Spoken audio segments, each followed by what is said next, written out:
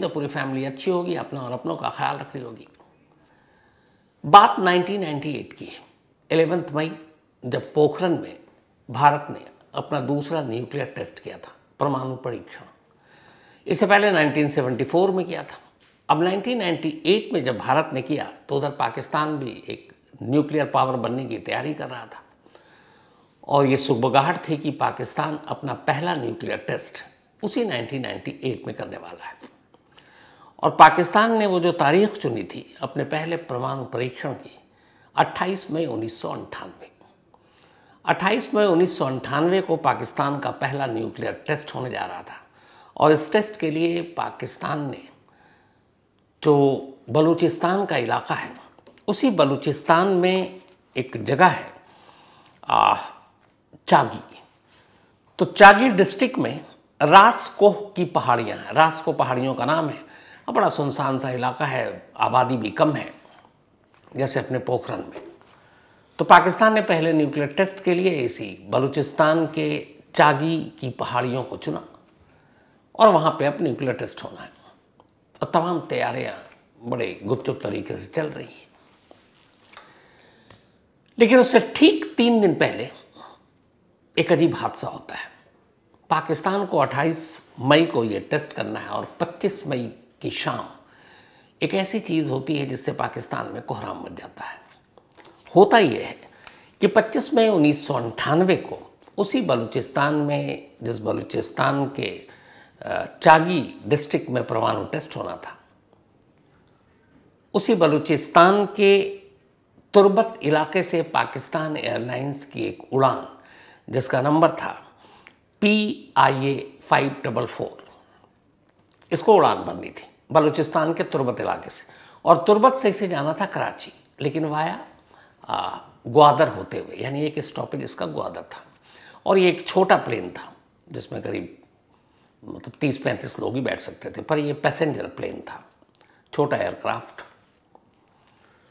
तो 25 मई 1998 शाम करीब 4:30 बजे बलूचिस्तान के तुर्बत से PIA की फ्लाइट उड़ान भरती है। करीब 35 से 40 मिनट के बाद ये प्लेन ग्वादर में लैंड करती है। जब ग्वादर में लैंड करती है तो वहाँ इस प्लेन से 3 मुसाफिर नीचे उतरते हैं और एक नया मुसाफिर प्लेन में सवार होता है। 20 मिनट यहाँ इस प्लेन को रुकना था और इसके बाद अब इस प्लेन को अपनी आखिरी मंजिल कराची पहुँचना है। कराची तक की दूरी करीब 1 घंटे में पूरी की जानी थी। 5:55 पर इस प्लेन को टेक ऑफ करना था और 6:55 पर इसे कराची पहुंच जाना था। तय वक्त पर अब ग्वादर से PIA की ये उड़ान भरती है और अब इस प्लेन में कुल 26 मुसाफिर थे और 5 क्रू मेंबर। जो इस फ्लाइट के पायलट थे कैप्टन उज़ैर खान, को पायलट मोहम्मद फैसल, इसके अलावा 2 एयर होस्टेस थीं, खालिदा अफरीदी और अस्मा ईरानी, और साथ ही इसी फ्लाइट में एक ग्राउंड इंजीनियर भी बैठे हुए थे जिनका नाम था सज्जाद चौधरी। 5:55 पर 26 मुसाफिरों के साथ 5 क्रू मेंबर कराची के लिए ये उड़ान भरता है। लेकिन जैसे ही टेक ऑफ होता है उसके 5 मिनट के अंदर अंदर उन मुसाफिरों में से एक मुसाफिर उठता है और सीधे कॉकपिट की तरफ बढ़ता है जहाँ पायलट बैठता है।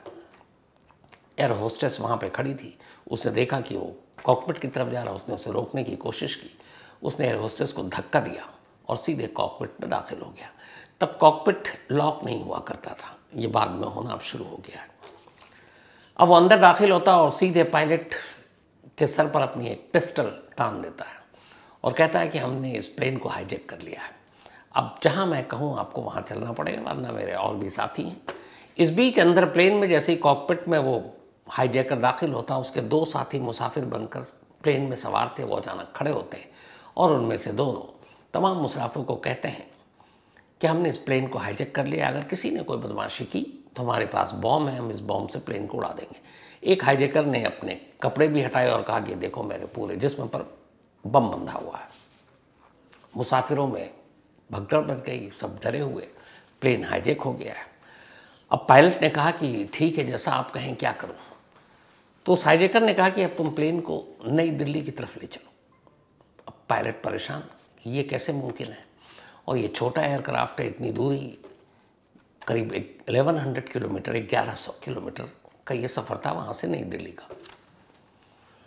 तो उसने कहा कि यार आप नहीं ले चलोगे तो हम इस प्लेन को उड़ा देंगे।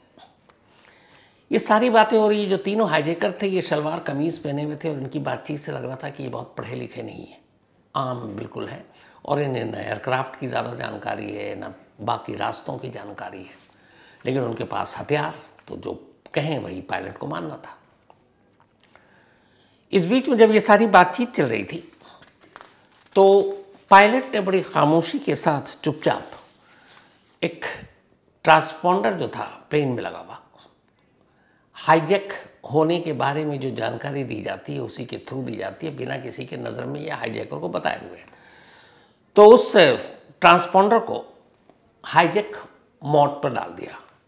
हाईजैक मोड पर डालने का मतलब ये है कि ग्राउंड स्टाफ, एयरपोर्ट अथॉरिटी, इनको पता चल गया कि जो प्लेन उड़ रहा है ये हाईजैक हो चुका है, ये एक कोड की बातें थी। तो हाईजैकर को ये पता ही नहीं चला कि पायलट ने कब ट्रांसपॉन्डर को हाईजैक मोड पर डाल दिया है, लेकिन वो मोड पे डालते ही एटीसी को पता चल गया कि ये प्लेन हाईजैक हो गया, बड़ी खामोशी से। अब हाईजैकर और पायलट के बीच बातचीत चल रही कि आप प्लेन को नई दिल्ली ले चलो। पायलट कहता है कि देखिए मैं ले तो जाऊं, लेकिन ये छोटा एयरक्राफ्ट 1100 किलोमीटर का सफ़र है, हमें इसमें फ्यूल डालना पड़ेगा, बिना फ्यूल के हम नई दिल्ली नहीं जा सकते। तो आप कहो तो मैं यहीं कहीं पाकिस्तान के किसी एयरपोर्ट पर लैंड करते हैं, फ्यूल लेते हैं और फिर चलते हैं दिल्ली। लेकिन हाईजैकर ने कहा नहीं, आप पाकिस्तान की सीमा में कहीं प्लेन को नहीं उतारोगे। उसने शायद होमवर्क किया था, उसने कहा कि ठीक है सुनो, यहाँ से नज़दीक जो पड़ेगा वो हिंदुस्तान में गुजरात का भुज पड़ेगा, तो इस प्लेन को तुम भुज की तरफ ले चलो और हम भुज में इसको रिफ्यूल करेंगे और उसके बाद फिर दिल्ली जाएंगे। पायलट ने कहा ठीक है। अब इधर ट्रांसपॉन्डर के ज़रिए मैसेज जा चुका है कि ये प्लेन हाईजैक हो चुका है और अब बातचीत चल रही है कोड में। पायलट ने कहा कि ठीक है भुज ले चलते हैं। उसने हवा में इधर उधर प्लेन को घुमाया और अब उस प्लेन को का जो डायरेक्शन था वो पाकिस्तान में हैदराबाद एयरपोर्ट की तरफ ले जाने लगा। हाईजैकर को ये लग रहा है कि हम भुज जा रहे हैं, रात का एक तो अंधेरा, और उसे मालूम है कि ये सब मेरे कंट्रोल में है। पायलट, उसे ये पता नहीं कि ट्रांसपॉन्डर के ज़रिए वो हाईजैक मोड पे डाल चुका और नीचे एटीसी और एयरपोर्ट को इसकी जानकारी मिल चुकी है कि ये जो प्लेन PK-544 हवा में है ये हाईजैक हो चुका है। अब पायलट बिना हाईजैकर की जानकारी को के भुज की तरफ जाने की बजाय हैदराबाद की तरफ जा रहा, और जो हाईजैकर उन्हें यही लग रहा कि हम भुज जा रहे हैं। इधर अब नीचे इन्फॉर्मेशन मिल चुका, अब ये भी हो गया कि इस प्लेन को हैदराबाद में ही लैंड कराएंगे, पाकिस्तान में ही। लेकिन अगर लैंड करते वक्त हाईजैकर को पता चल गया कि ये प्लेन पाकिस्तान में ही लैंड करा रहा है, तो क्या पता वो प्लेन को उड़ा दे, बॉम्ब है उनके पास, गन है उनके पास, तो ये बड़ा रिस्क था। इधर ग्राउंड स्टाफ और तमाम ऑफिशियल अधिकारी पाकिस्तान के, उनके सामने अजीब सिचुएशन, बट ये था कि किसी भी कीमत पे इस प्लेन को दिल्ली की तरफ नहीं भेजना है। तब ये हुआ कि एक काम करो, आनन फानन में इस हैदराबाद एयरपोर्ट का पूरा नक्शा बदल दो, ऐसा लगना चाहिए जैसे ये भारत का कोई एयरपोर्ट है, जैसे भुज का एयरपोर्ट है। अब उसके लिए ज़रूरी था जो एयरपोर्ट की पूरी लाइटिंग थी, लाइट वाइट बंद कर दी गई रनवे को छोड़कर। एयरपोर्ट पे जो नेम प्लेट था हैदराबाद इंटरनेशनल एयरपोर्ट, उसको भी मिटा दिया गया। अब सबसे बड़ी बात ये थी कि पहली बार ऐसा हुआ कि पाकिस्तान की सरजमीन पर भारतीय तिरंगा लगाया गया। हैदराबाद एयरपोर्ट पर भारतीय तिरंगा लगाया गया ताकि अगर प्लेन से हाईजैकर देखे तो उसे लगे कि हाँ वो भारत की सरजमीन पर है और वो इंडिया पहुंच चुका है और ये भुज ही है। इधर ये सारी तैयारियां हो गई, सारे साइन बोर्ड बदल दिए गए, कुछ साइन बोर्ड हिंदी में लगा दिए गए और प्लेन अभी हवा में है, उन पायलट को भी मौका मिल गया।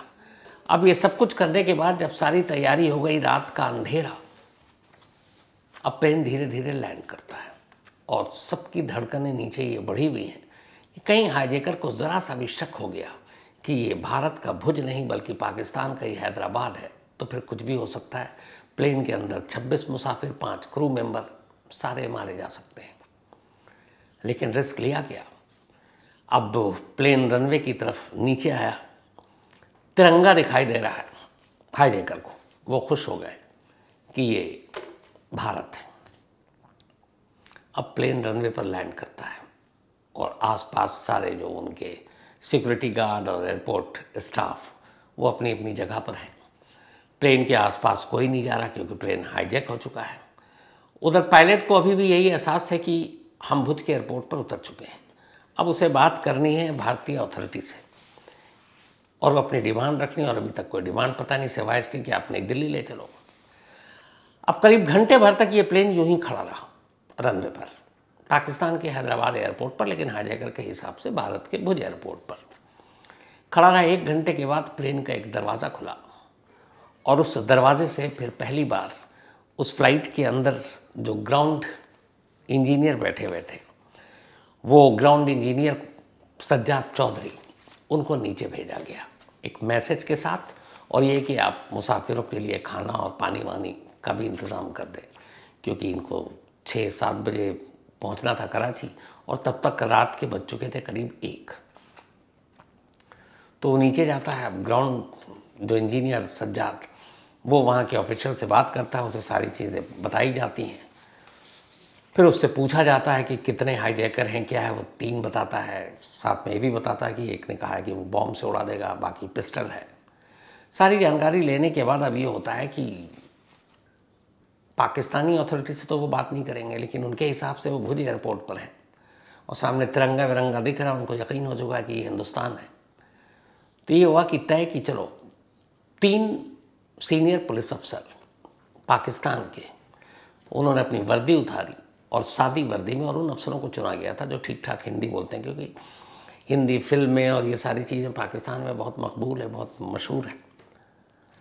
तो अब 3 पुलिस अफसर पाकिस्तान के अपनी वर्दी उतार कर भारतीय पुलिस अफसर बनकर उस प्लेन के अंदर दाखिल होते हैं। और ये जो 3 थे, इनमें से एक थे एसएसपी अख्तर गोरचानी, दूसरे थे एएसपी उस्मान अनवर और तीसरे डीएसपी सुहेल शाह। जब ये तीनों अंदर दाखिल हुए तो जो एसएसपी था उसने अपना नाम बताया, अपने आप को इंट्रोड्यूस कराया कि मेरा नाम मनोज कुमार है। अब मनोज कुमार ये नाम अचानक सोचा गया था, तो क्या, तो अब फिल्म में हीरो बहुत मशहूर हैं अपने मनोज कुमार, तो उनकी ज़ुबान पर आया कि मनोज कुमार है और मैं अपना नाम मनोज कुमार बताऊंगा। एएसपी जो थे उस्मान, उन्होंने अपना नाम रामचंद्र रखा, और जो डीएसपी थे उन्होंने अपना नाम जो रखा वो रखा गोपीचंद, जासूस, शायद उन्होंने नॉवल पढ़ी थी। तो पाकिस्तानी पुलिस के 3 अफसर मनोज कुमार, रामचंद्र और गोपीचंद पालकर अब फ्लाइट के अंदर दाखिल होते हैं। दाखिल होने के बाद अब वो अलग अलग तीनों हाईजैकर से बात करते हैं, उसी तरीके से नमस्कार और सारी चीज़ें करते हैं हिंदी में। अब इनमें से एक को बलोच भी आता था और वो आपस में जो हाईजैकर थे वो बलोच भाषा में बात कर रहे थे। तो क्या बात कर रहे थे उनको वो समझ में सारी बात आ रही थी। थोड़ी देर के बाद फिर खाना वाना पहुंचा और ये तीनों जो है फ्रेंडली हो गए, क्योंकि उनको भी डर नहीं था, क्योंकि वो इंडिया से वो समझ रहा है। तो उन्होंने अपनी मांग रखी कि हमें नई दिल्ली में भारत के अंदर जो पाकिस्तान के एम्बेसडर हैं हाई कमीशन में, उनसे बात करनी है और उनसे मुलाकात करनी है, और वो जब तक हमें ये एश्योरेंस नहीं देंगे कि 28 मई को पाकिस्तान बलूचिस्तान के उस चागी डिस्ट्रिक्ट में न्यूक्लियर टेस्ट नहीं करेगा, हम मुसाफिरों को नहीं छोड़ेंगे। ये उनकी डिमांड थी। इन्होंने कहा ठीक है, मैसेज भेजते हैं। ये मैसेज भेजा गया, फिर उलझाया गया, कहा गया कि देखिए इस वक्त जो एम्बेसडर साहब हैं वो पाकिस्तान में इस्लामाबाद में है। मैसेज चला गया, वो इस्लामाबाद से पहुंच रहे हैं इंडिया, तो यहाँ का फ्यूल व्यूल भर जाएगा, उसके बाद वो यहीं आएंगे कि हम दिल्ली में आपको लैंड करने की इजाज़त नहीं दे सकते, वो हमारे देश की राजधानी है। तो भुज में ही एम्बेसडर साहब आएंगे और आप जो भी आपकी नेगोशिएशन है आप बात कर लीजिएगा। और ये सारी बात करके अब तीनों को उलझा रखा है। ये तीनों अपने मनोज कुमार, रामचंद्र और गोपीचंद ने, जो कि पाकिस्तानी पुलिस के ऑफिशियल हैं। थोड़ी देर के बाद तीनों बहुत घुल मिल गए, फ्रेंडली हो गए। अब इन तीनों ने ये भी पता कर लिया कि इनके पास हथियार क्या है। उसके बाद मौका देखती, अच्छा इधर ये हो रहा है कि अब कुछ ऑपरेशन किया जाए, तो उसमें ये था कि कमांडो आएंगे और कमांडो के ज़रिए इस प्लेन पे धावा बोलेंगे और फिर इन तीनों को पकड़ लेंगे। लेकिन कमांडो के आने में देरी हो रही है, और इधर अब हो ये रहा है कि धीरे धीरे रात ढल रही है और अब सुबह होने वाली है। और दिक्कत ये है कि अगर सुबह हो गई और रोशनी आ गई तो फिर ये सिर्फ तिरंगा से काम नहीं चलेगा, उन्हें पता चल जाएगा कि वो भारत में है कि पाकिस्तान में है, आसपास के सराउंडिंग एरिया को देखकर। तो अब ये खतरा था कि जो भी करना है सूरज निकलने से पहले करना है, क्योंकि उजाला होते ही सारा भांडा फूट जाएगा और फिर ये इतने मुसाफिरों की और क्रू मेंबर की जान खतरे में पड़ जाएगी। लेकिन उधर कमांडो पहुंच नहीं रहे। आखिर में इन तीनों ने इशारों में तय किया कि इससे पहले कि सुबह हमारा भांडा फूटे और हम सब की जान खतरे में हो, एक चांस लेते हैं। और हम ही तीनों, क्योंकि उन्होंने देख लिया ये तीनों कोई ट्रेन मिलिटेंट और उस तरह के नहीं हैं, घबराए हुए भी हैं। उन्होंने कहा हम ही तीनों इस पर काबू पाते हैं। इशारों में बात हुई। बात करते करते ये तीनों जो पुलिस अफसर थे एक एक के करीब गए और एक साथ जैसे ही इशारा हुआ झपट पड़े और तीनों को कंट्रोल कर लिया।